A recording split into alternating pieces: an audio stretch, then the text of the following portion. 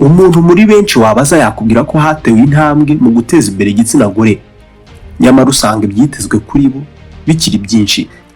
Urebye mu butegetsi abagore ni bake.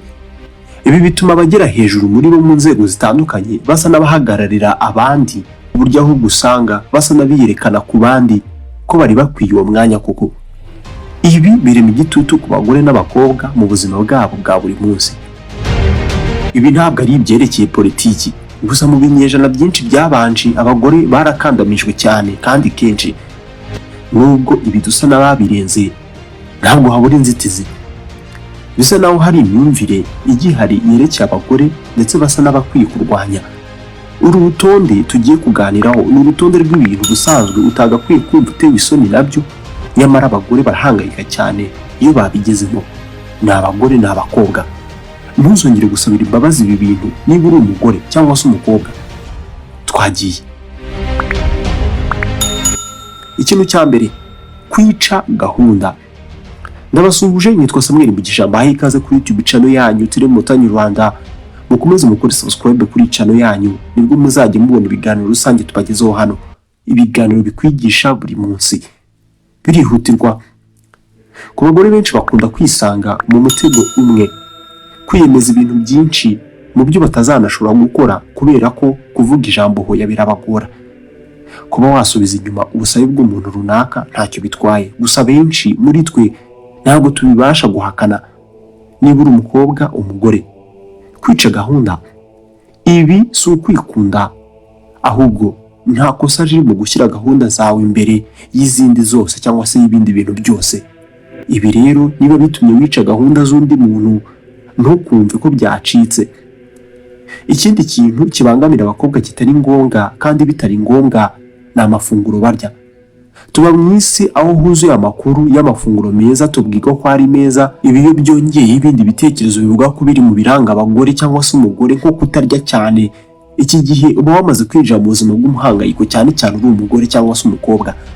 Buri muntu aratandukanye ndetse akenera ubwoko n'ingano bitandukanye by'amafunguro ngo yumve anyuzwe. Umukobwa, byaba byiza ugiye urya ibikuzanira ibyishimo ndetse n'ibituma wumva umeze neza nta soni, nta gitutu. Isoni ngo urya cyane ntuzongere. Kudatiza abandi ibintu byawe nicyo kintu cya gatatu. Ku bakobwa ntacyo bitwaye kuba wakuba udashaka gutiza ikanzu yawe nziza iriya nshuti yawe. Ibi babyita kugira umupaka naho ugarukira. Ushobora kuba wagira umutima mwiza mu bundi buryo. Ibi ngo ni ibintu bigora cyane abakobwa cyane kandi bitari ngombwa.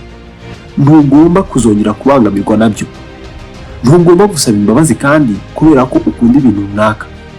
Abakobwa benshi babwirwa ko kuba abasirimu n'abanyabwenge ari ukureba no gukurikira ibiganiro nk'ibya documentaire byuje ubwenge, nyamara ushobora kuba wikundira kureba amashusho asekeje kuri TikTok mu rugero. Niba ari uko bimeze, ntihazagire utuma wumva udatekanye kubw'impamvu ze. Uba ugomba guha umwanya ibintu ukunda. Kwisiga makeup, ni ukuvuga ngo abagore bahora bitezweho guhora basa neza bafite isuku. Kera ibi byabaga bivuze guhora muri salon, makeup nziza ndetse n'imyambaro ikubereye ndetse n'ibikomo. Byaje guhinduka, abagabo batangira kuvuga ukuntu bakunda abakobwa batitera makeup, nyamara igipimo cingirwaho cy'ubwiza cyo ni cyahindutse. Ubwo rero ntabwo ari ikosa kuba ukunda makeup nk'umukobwa cyangwa se ukutayisiga, biterwa n'amahitamo yawe. Uracyari mwiza, kora ibikunogeye nta soni. Ikindi kintu kibangamira abakobwa bitari ngombwa ni ukubaho ntacyo gukora bafite.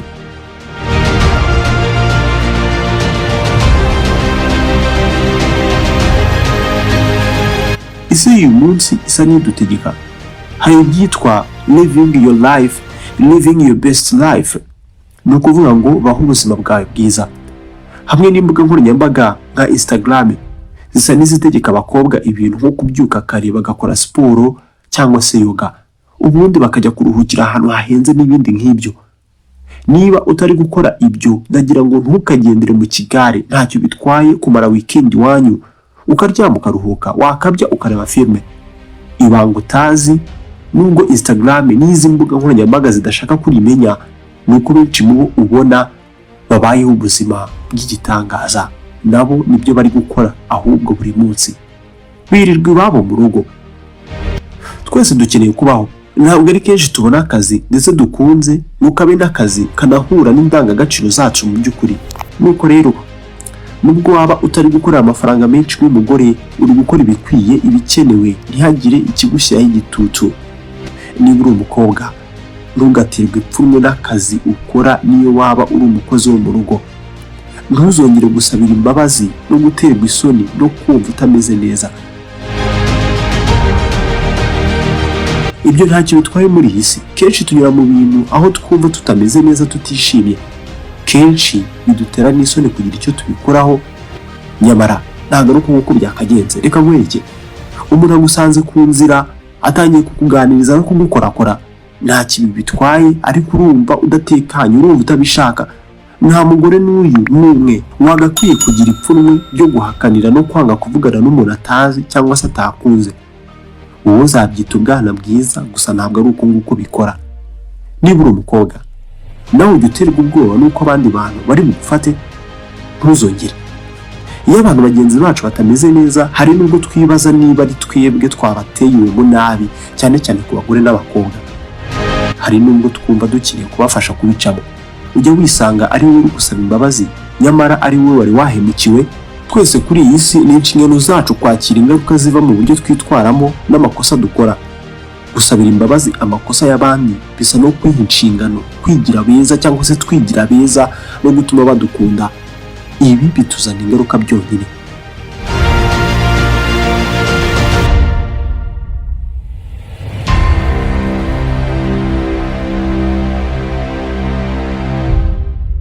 Ntugaterwe ipfunwe no gusubira mu mwenda wambara.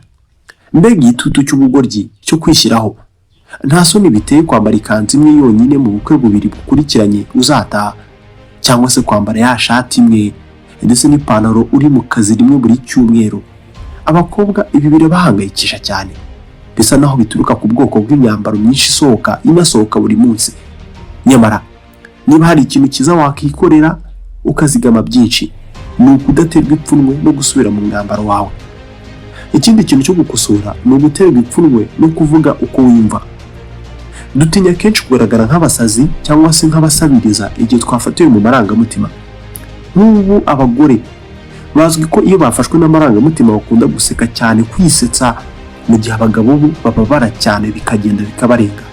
Aha ni igihe berekana amarangamutima akomeye. Ntabwo ari byiza, ntukajye wemerera abantu gukoresha amarangamutima yawe wazimya ibitekerezo byawe nk'umukobwa cyangwa se umugore. Urugero, ushaka guhakanira umuntu ikintu runaka, gusa uri kurenzaho ugaseka. Ibi bituma bagufatirana, ubundi ukitwaramo umuntu nabi gusa. Ntugaterwe ipfunwe no kuba udashaka gukundana no guteretana n'umuntu runaka. Bitubaho kenshi nk'abakobwa tugora n'umuntu mwiza utanagize icyo atwaye, yewe nawe anabyivugira ko ntacyo atwaye.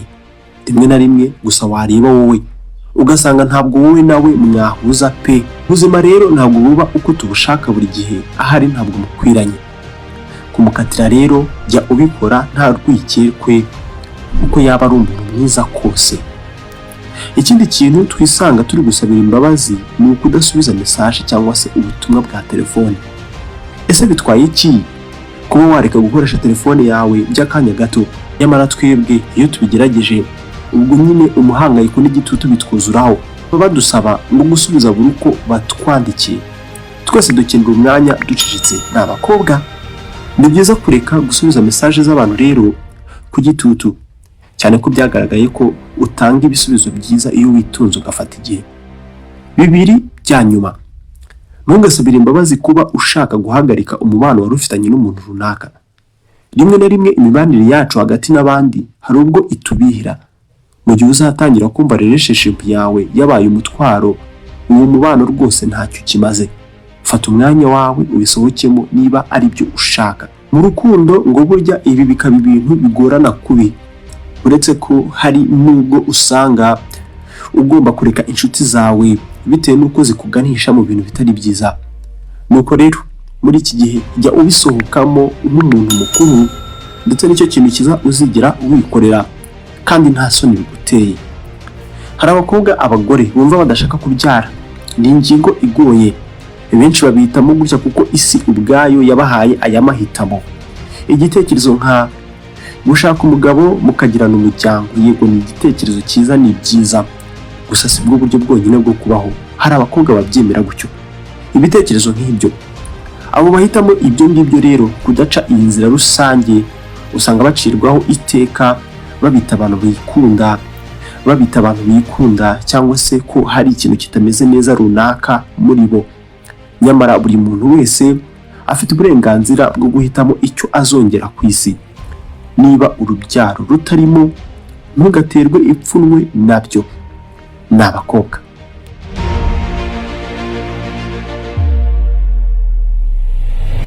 Bakobwa inshuti zanjye, ngayo nguko. Nishimira ko mugumye gukurikira Tele Montagne Rwanda. Ikiganiro natugisoreje. Iki kiganiro wagikunze, manuka munsi y'ivideo wandika ijambo rigira riti duhereza ibindi. Nanjye ndashyiramo agatege ndashobora kubahereza ibiganiro byinshi byiza. Ku kirahuri cyawe ahagana iburyo hariho ibindi biganiro wareba. Mwibuke mukore subscribe. Birihutirwa.